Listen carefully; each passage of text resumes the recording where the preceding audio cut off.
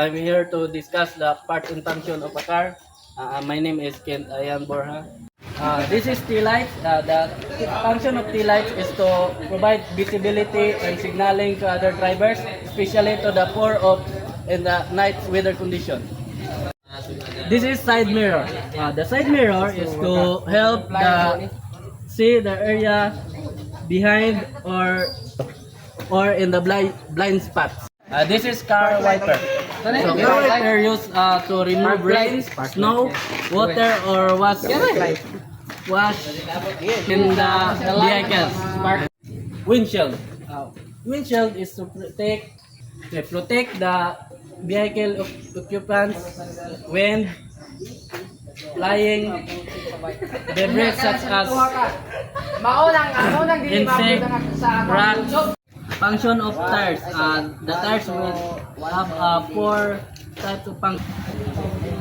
First is the supporting the tires weight.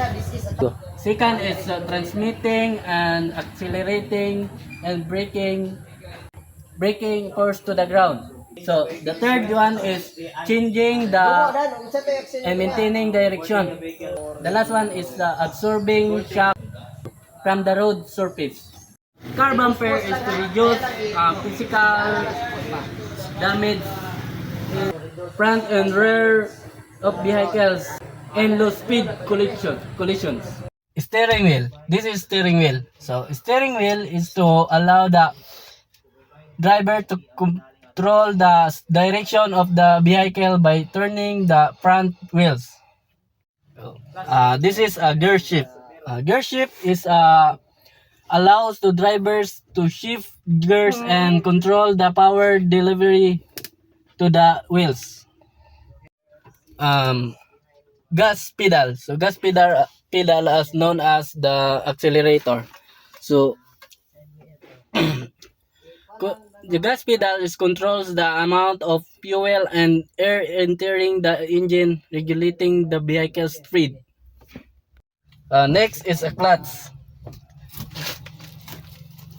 A clutch is transmission. The car has one main function: to disconnect the engine from the transmission, allowing to shift gears smoothly. Next is brake. So brakes of a car is shown down or stop the vehicle by converting kinetic energy into heat energy through friction. So this is a rear mirror. So rear mirror is in a car is also known as review mirror. So helps drivers see what's behind them without turning around.